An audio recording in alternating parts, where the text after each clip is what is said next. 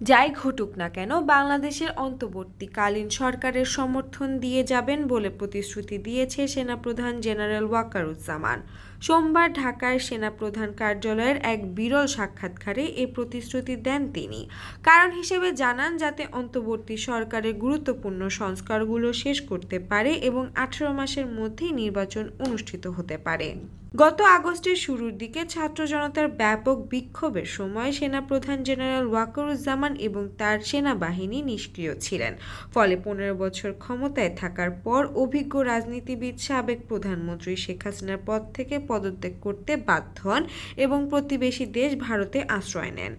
এরপর নোবেল বিজয়ী ডক্টর মোহাম্মদ ইউনূসের নেতৃত্বাধীন অন্তর্বর্তী সরকারের দায়িত্ব নিয়ে দেশের প্রধান প্রধান খাতে সংস্কারের উদ্যোগ নেয়।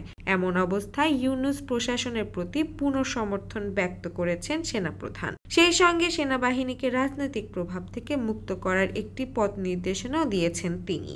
দায়িত্ব নিয়ে 17 কোটি মানুষের দেশে অবাধ ও সুষ্ঠু নির্বাচন আয়োজনের পথ প্রশস্ত করতে বিচার বিভাগ, পুলিশ এবং আর্থিক প্রতিষ্ঠানগুলোকে প্রয়োজনীয় সংস্কার করবেন বলে প্রতিশ্রুতি দিয়েছে বিশ্বব্যাপী ক্ষুদ্র ঋণ আন্দোলনের পথিকৃৎ ডক্টর ইউনূস। বাংলাদেশের সশস্ত্র বাহিনী বর্তমানে প্রতিরক্ষা মন্ত্রণালয়ের অধীনে রয়েছে, আর এই মন্ত্রণালয় সাধারণত প্রধানমন্ত্রী দ্বারা নিয়ন্ত্রিত হয়। জেনারেল ওয়াকার বলেন, অন্তর্বর্তী সরকারের অধীনে সাংবিধানিক সংস্কার প্রক্রিয়ার মাধ্যমে এই ব্যবস্থাটি সংশোধনের দিক নজর দেওয়া যেতে পারে। সেনাপ্রধান আরও বলেন, সামগ্রিকভাবে সামরিক বাহিনীকে কখনোই রাজনৈতিক উদ্দেশ্যে ব্যবহার করা উচিত নয়।